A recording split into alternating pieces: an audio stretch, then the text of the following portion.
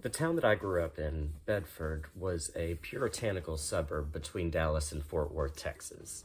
There was really only one type of boy you could be, and I was not that boy, so it was a challenge to navigate, and the thing that really got me through was music. And I was a big fan of music videos. And so I would watch plenty of MTV and VH1 and wherever else they would play videos like Friday Night Videos, and Nickelodeon would sometimes play videos in the 80s. My parents tried to steer me away from the MTV videos and more towards the VH1 videos because they were a little bit more wholesome. You had to really watch what you said. They'd be calling you a radical, a liberal, fanatical criminal. In 1993, the town decided to drop MTV and VH1 from all cable packages in the area. There were a couple of teenagers who protested somewhere, I guess at the cable headquarters, but it lasted for a couple of years and I was pretty disappointed.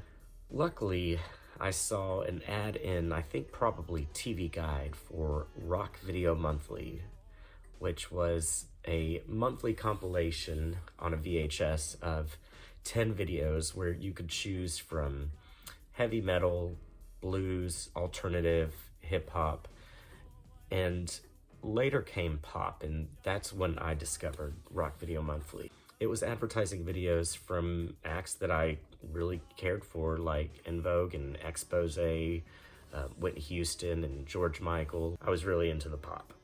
And it wasn't that expensive. I think it was probably only $3.98 a video and then probably like $3 for shipping. So each video is probably about like $7. And I got a weekly allowance, so I was able to sign up for membership. And the first video that I received was this one. And I made a lot of interesting discoveries from just this first video alone. There was Lisa's solo single, Skip to My Lou, from her first solo album, LL77. I discovered Donald Fagen and that I did not like his music from the video Snowbound. Just never was able to get into the Steely Dan sound. I discovered Joshua Caddison and I was able to get into that. It was Jessie, the video for Jessie, which is a great song, great piano ballad. And then there's also Michelle Ndegeocello. I fell in love with that video immediately. It took me a while to get the album, and I think I've got a special edition of it. Roaming among the rubble of hate, field hand hair and master's face didn't stop me from meeting a noose.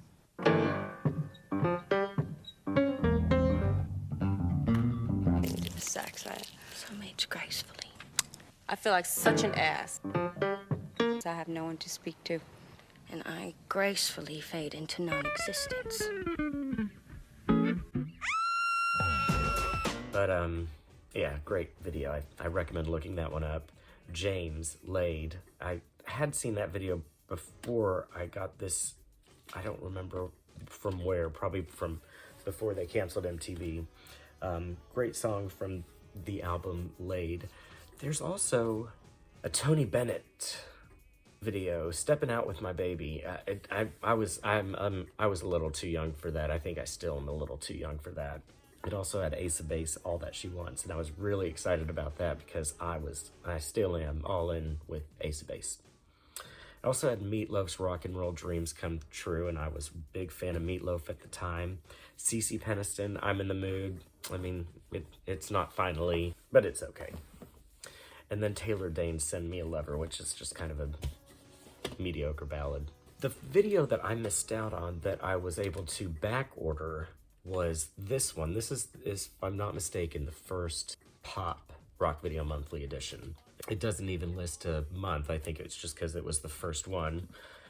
And this one has some really great videos as well. Bobby Brown and Whitney Houston, Something in Common. I like the song, but I would never own it. En Vogue's Runaway Love, great song. Melissa Etheridge, Come to My Window. I was not familiar with Melissa Etheridge before this moment, but that video is awesome. And it's the version that, before the bridge of the song, has Juliette Lewis just silent, and then she yells, "You don't know how far I'd go!" You don't know how far I'd go! It also has exposés As Long As I Can Dream, and Exposé was almost it for me back in the day, and I still really love them, and so that was the most exciting thing about this, was getting to see that As Long As I Can Dream video. Bee Gees, Paying the Price of Love. I love that song. I think it's probably my favorite Bee Gees song. It's freaking great. So I would continue to get a few more of these. This is just a spring special edition, and it was my first exposure to Sheryl Crow. It's got the Leaving Las Vegas video on it, and I wasn't a fan at the time. I just didn't really care for her singing, and I would eventually grow to like it, and when All I Want to Do came out, that's when I was like, oh, okay, I get it. This is the one that changed my life. I had heard of Tori Amos before this video, but I didn't get it when Little Earthquakes came out because I was 12, and I was too young.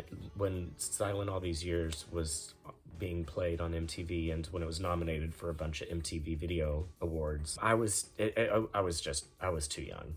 When I saw that she had a video on this, the description in the little brochures that came with the videos just kept saying it's rats. It's just a bunch of rats. It's all rats, and I don't know what it has to do with the song, but it's a cool video. And I was expecting a song that was in the vein of what I'd previously heard, Silent All These Years, a slow piano-ish song or a very light song. And I was shocked by how much it wasn't that. There was screeching guitars and this really interesting reggae pattern almost. I don't know if reggae is the best term to describe it, but it made an impression on me. And after I got this was April '94. I think it actually arrived in March. I was obsessed. And then on my 14th birthday in May of '94, my dad got me Under the Pink, and that's it. The rest is history. That's it. I mean, that's become my life. Another good song on this, the video is just okay because it's just her singing, but another really good song on this that I probably would not have heard otherwise is Toni Braxton's 7 Whole Days. Every now and again, even up to this day, that chorus will pop into my head, just because it's a really great chorus. Can't take it, won't take it, can't take it no more. I've had about enough of it. I wanna be on my own. So these would keep coming. This one also had a Joshua Caddison video on it. Oh yeah, that's right, it had Shoes from Color Me Bad. I really loved that song, and I have the CD single, and it's a good song. Yeah, Brian Setzer Orchestra, that's when I discovered I wasn't big on that, and then a couple of years later, after this, he would break out. This one, it's kind of ripped here. From June '94, you can actually see this on YouTube if you wanted to just kind of check out what the format was and how they would introduce the videos and all that. Is there anything that stands out on here? It's another Meatloaf video. There's the Tony song is a really good one. Leavin', that's a really good song. This is one of the final videos I got. I was still enjoying it to some degree, but it was starting to be where I knew less of the artist, and I was not playing the videos over and over like I had been. But one on here that really made a difference in my life is Lauren Christy, who I'm pretty sure that's who that is as well on the cover. Lauren Christy, who I previously did a video about, had her song Color of the Night, and that's how I discovered her, and I'm a huge fan. The last video that I got, I think I actually sold in a garage sale or lost or something, and I regret it now.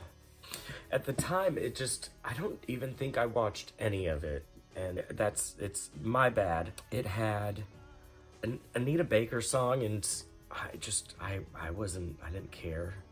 It had Gerald Levert, and I didn't really care, and it had another Pet Shop Boys video, like a previous video did, and I liked it, but I just didn't care, and it had another Frente video, and I just didn't care, and it also had Bare Naked Ladies and Everything But the Girl, and I didn't know who they were at that point. They hadn't broken out. Within a couple of years, I think Everything But the Girl broke out the year after this. Missing became big in '95.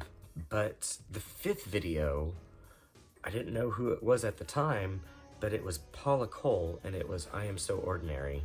And I would later go on to be a massive Paula Cole fan, and This Fire is my favorite album of all time.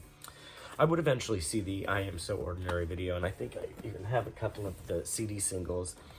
But I bought one of the alternative videos probably sometime in the 2000s, because this one also has I Am So Ordinary. This is also an alternative one I bought after the fact. It has Bjork and Tori next to each other.